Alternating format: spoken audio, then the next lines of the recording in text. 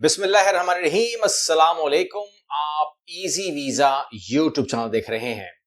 ये वीडियो देखे बगैर कोई भी वीजा हरगिज अप्लाई मत करें। चाहे आप वो अप्लाई खुद कर रहे हो, चाहे वो अप्लाई आप हमसे करवा रहे हो, चाहे वो अप्लाई आप किसी भी एजेंट से करवा रहे हो। ये चीज बहुत जरूरी है कि इस वीडियो को देखकर आप वो गलतियां ना करें, वो काम ना करें जिसकी वजह से आपको रिफ्यूजल होती है, आपका केस खराब होता है या खलल पड़ता है और आप कहते हैं कि जी ये क्या हो गया, ये क्यों हो गया। तो ये क्या हो गया और ये क्यों हो गया ना हो, मैं आपको सीधा एक ऐसी वीडियो लेके जा रहा हूं जहां पर हम सीखेंगे कि वो 5 टिप्स क्या हैं जो आपको इंटरव्यू क्लियर करवाते हैं। क्योंकि इंटरव्यू में ही अक्सर मुझे लोग कहते हैं कि मेरा सब कुछ हो गया था, मेरा ऑफर लेटर आ गया या मुझे कॉन्सलेट ने बुलाया या मुझे व्हाट्सएप पे लिया गया, लेकिन मेरा इंटरव्यू जो है वो नहीं क्लियर हो सका। ये वीडियो आपको सिखा देगी कि आपका इंटरव्यू इस वीडियो को देखने के बाद पास होना गारंटी है, कोई मसला नहीं आएगा। और उसके बाद हम सीखेंगे कि वो कौन सी 3 चीजें हैं जो आपके इल्म में होनी चाहिए अप्लाई करने से पहले। बहुत जरूरी है कि वो भी हम सीख लें। और तीसरे हिस्से में हम करेंगे कि वो डॉक्यूमेंट जो 99% लोग कैरी नहीं करते। जब भी लोग गए हैं, चाहे वो जिस भी एजेंट की शिकायत आती है मेरे पास कि भाई वो मुझे आपने उसने गाइड नहीं किया, इसने गाइड नहीं किया, तो मामला ये है कि ये वीडियो सपोर्ट करेगी तमाम लोगों की जो लोग काम करके दे रहे हैं आपको, या वो सपोर्ट करेगी अगर आप खुद कर रहे हैं। तो ये गलती अगर आपने की कि आपको कंसल्टेंट बोले, यानी कि आपका जो एम्बेसी बोले या काउंसलेट बोले या जो भी प्रोवाइडर हैं कि वो डॉक्यूमेंट दीजिए, ये कीजिए, वो कीजिए, और आप बोले वो तो नहीं है। अभी जो वो तो नहीं है के बाद आपने कभी नोट किया है कि जो आपसे डॉक्यूमेंट ले रहा होता है उसके चेहरे के तासुरात क्या होते हैं, और उसके बाद अभी तवक्को करते हैं कि उसको आप अक्लमंद लग रहे हैं, समझदार लग रहे हैं। नहीं। और ये तमाम चीजें जो हैं ये खतरनाक होती हैं और वीजा रिफ्यूजल का सबब क्यों ना बने, इसमें तो कोई शक होना भी नहीं चाहिए। तो आइए शुरू करते हैं। और मैंने कहा कि ये जो वीजा पहला हिस्सा है वीजा इंटरव्यू में, ये जो कामयाबी के 5 तरीके हैं ये आपने जरूर अपनाने हैं ताकि आपका इंटरव्यू तो पास हो जाए। उसमें सबसे पहले ये है कि आपको अपने वीजे की किस्म और उस मुल्क के कवानीन के मुताबिक पूरी इल्म जानकारी मौजूद हो। ठीक है ना। उसके ऊपर एक आपकी सहर हासिल गुफ्तगू या तो हो चुकी हो या तो आप उसकी ऑफिशियल वेबसाइट पे जाकर उसे खंगाल चुके हो, लेकिन आपको पता होना चाहिए कि मैं किस वीजे पे जा रहा हूं, उस वीजे का नाम क्या है। ठीक है ना।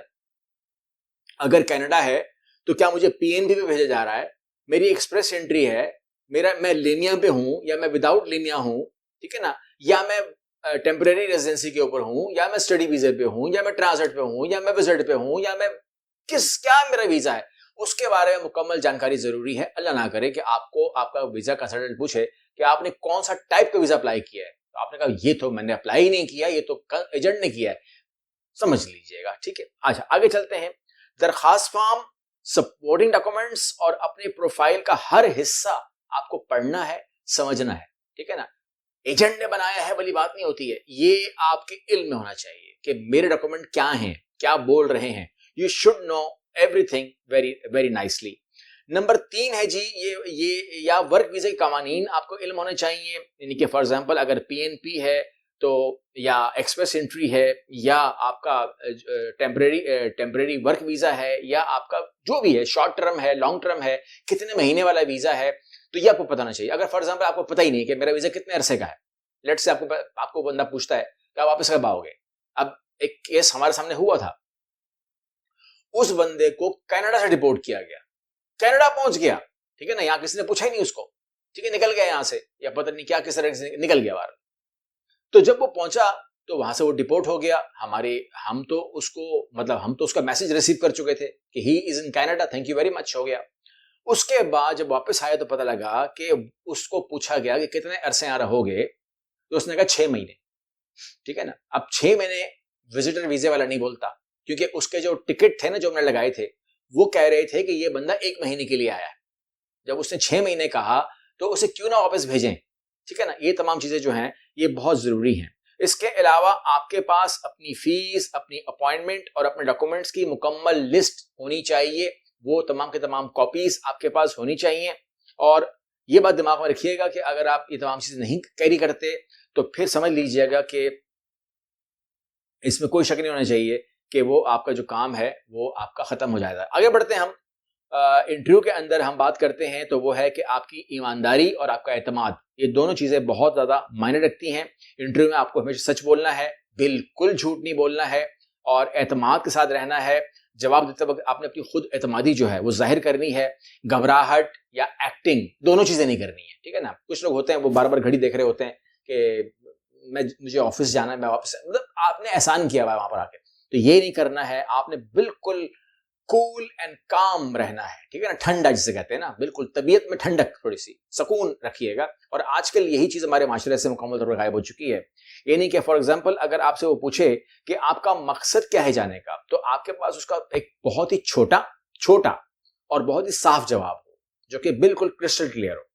अच्छा, ईमानदारी रखें आप, आपका तासुर अच्छा पड़ेगा। उसके बाद आपकी ड्रेसिंग और आपका जो जिस्मानी आपकी जो और जो आपकी ज़बान है, ये तमाम चीज़ें मैटर करती हैं, जिसमें इंटरव्यू के दरमियान आपका लिबास बिल्कुल जिसे कहते हैं ना कि साफ सुथरा हो, उसी दिन आपने चेंज किया हो, परफ्यूम्ड हो और हर तरीके से हो, ना तो ओवर हो ना तो बिल्कुल नीचे हो, ठीक है ना। मतलब आप ना तो शॉर्ट में है ना पजामे में है, और ना ही जरूरत नहीं है कि आप थ्री पीस में है, जरूरी नहीं है। लेकिन अगर आप थ्री पीस में हैं तो वो ये जाहिर आप कर सकते हैं अगर टाइमिंग वो वाली है कि मैं ऑफिस से छुट्टी लेके आया हूँ या मैं हाफ डे करके आया हूँ, वट जो भी है, लेकिन बुरी बात इसमें नहीं होगी। लेकिन अगर अगर आप सूट पहनने वाले हैं तो सूट पहनिएगा, क्योंकि ये सूट पहनने वाले नहीं होते, जब वो पहली दफा सूट पहनते हैं ना तो वो नहीं पहनना चाहिए उनको, तो इसलिए वो काम भी मत कीजिएगा।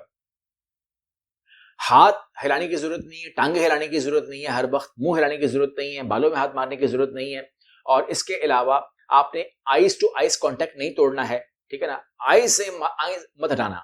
आईज से आईज हटाने का मतलब यह है कि आप झूठ बोल रहे हैं, सिंपल सी बात है। तो झूठ आप नहीं बोल रहे और सीधा आपने सीधा स्ट्रेट रहना है और आपने बात करनी है।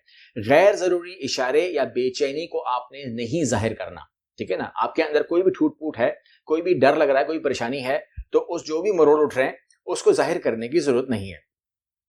अच्छा, नंबर 4 में आते हैं कि आम सवालात जो आपको जवाब देने पड़ेंगे वो नोट कर लीजिए, लिख लीजिए। मैं भी लिखवा रहा हूं आपको, लिखिए आपका मकसद क्या है जाने का, आपने जवाब देना है इसका, ठीक है ना। मकसद बताइए, जो आपका केस बनाया है वही मकसद है ना, उसको स्टडी कीजिए और अपना मकसद बयान कीजिए। आपने ये मुल्क का इंतखाब क्यों किया, आपने हमारे मुल्क का इंतखाब क्यों किया, आपने इसी मुल्क का इंतखाब क्यों किया, तो ये आपने उनको वाजे करना है। अब इसमें ओवर में नहीं जाना है, ठीक है ना। मुझे खूबसूरत लगता है, ग्रीनरी है, ये वो, ये नहीं करना है। आपने बिल्कुल मुनासिब जवाब देना। आपका तालीमी का या काम का पस मंजर क्या है, तो वो आपने बयान कर देना है। आप मुल्क छोड़ने के बाद वापस कब आएंगे, तो जैसे मैंने बताया जा रहे हैं महीने के लिए, लिखा हुआ 6 महीने के लिए, और आ रहे हैं आप 6 महीने बाद, इतना सच बोलने की क्या जरूरत है। आप बोलेंगे जी महीने के लिए, तो इसलिए आपने यहां पर वाजे बताना है, according to your ticket, according to your travel plan. आपके पास माली वसाइल क्या हैं, तो आपने इसका मुख्तर जवाब देना है कि जी मेरे पास बैंक स्टेटमेंट है, होनी भी चाहिए, मेरे पास क्रेडिट कार्ड्स हैं, होने भी चाहिए, मेरे पास ट्रैवलर्स चेक्स हैं, मेरे पास ये है, मेरे पास ये है, मेरे पास ये है, तो जो कुछ भी हो लेकिन उसका बैकअप होना चाहिए, ठीक है। जबानी बात, लंबे जवाब मत दीजिएगा, शॉर्टकट। आई डू हैव, ठीक है ना।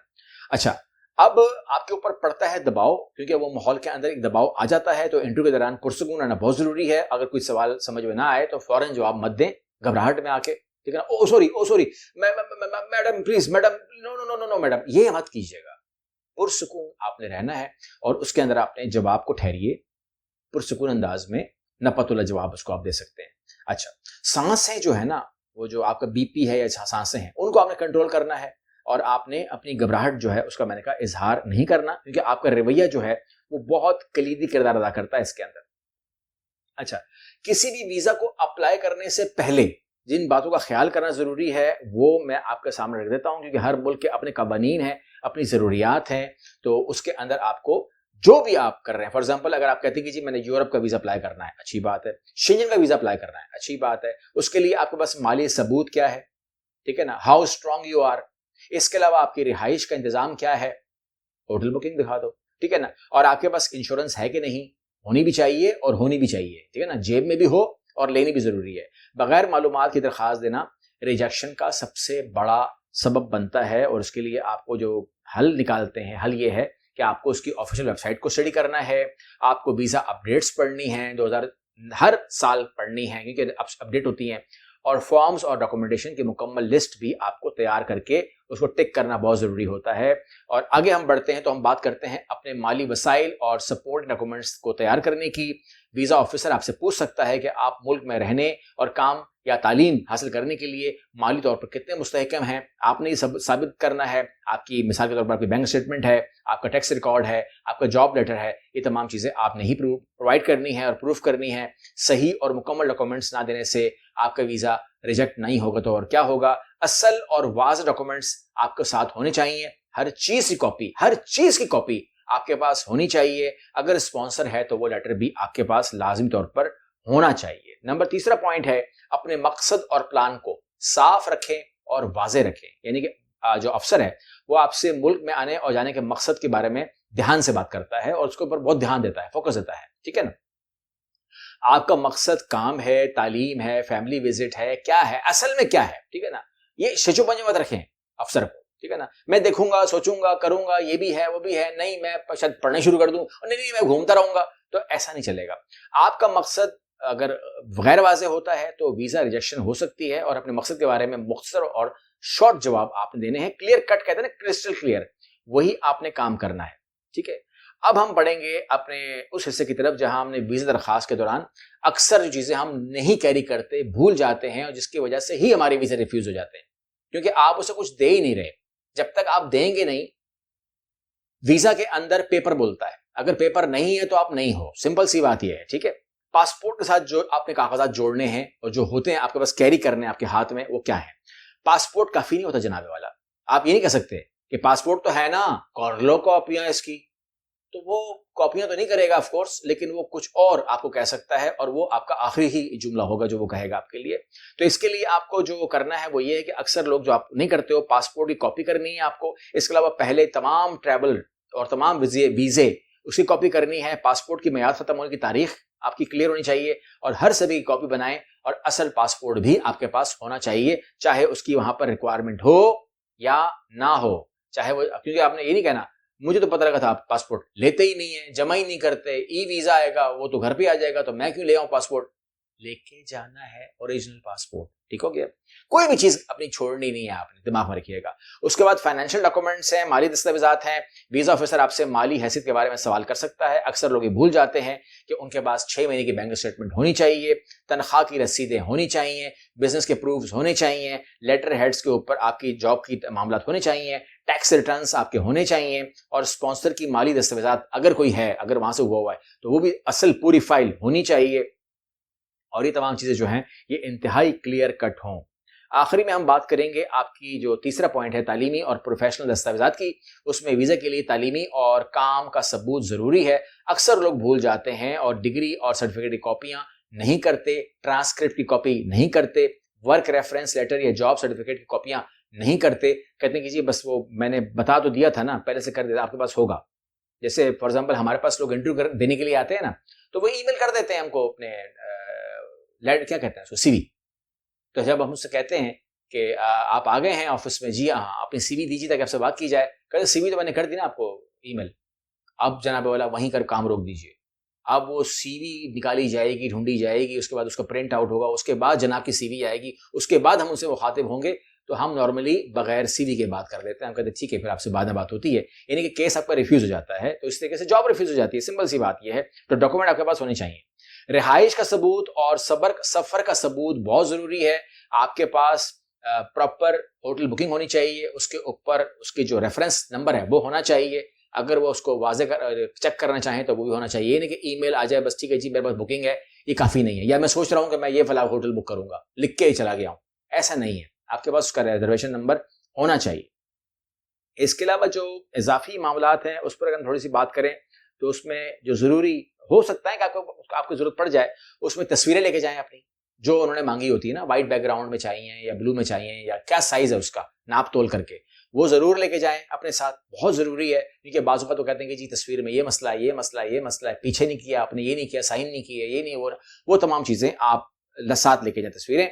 और इसके अलावा मेडिकल इंश्योरेंस वगैरह, सर्टिफिकेट वगैरह तमाम लेके जाएं। वीजा फीस की रसीद जरूर लेके जाएं, और शनाख्ती कार्ड या दीगर जो शनाख्त की प्रूफ है वो जरूर लेके जाएं। और ये तमाम चीजें जो हैं उसकी चेकलिस्ट भी बनाएं, ताकि आपसे वो गलतियां ना हो जो एक आम आदमी कर रहा है। तो मैं उम्मीद करता हूं कि आप इस वीडियो को शेयर करेंगे उन लोगों के साथ जो कोई भी वीजा अप्लाई करने जा रहे हैं, किसी भी किस्म का, visit, transit, tourist, family, work visa, तालीमी वीजा, कोई भी वीजा अप्लाई करने जा रहे हैं, उनके लिए तमाम पॉइंट बहुत जरूरी है। इसमें से अगर एक पॉइंट भी उसके लिए काम आ गया तो वो उसका वीजा रिफ्यूज नहीं होगा, ठीक है ना। और अगर वीजा रिफ्यूज नहीं होगा फिर ये सदका जारिया हो जाएगा। अगली वीडियो मिलते हैं। अल्लाह।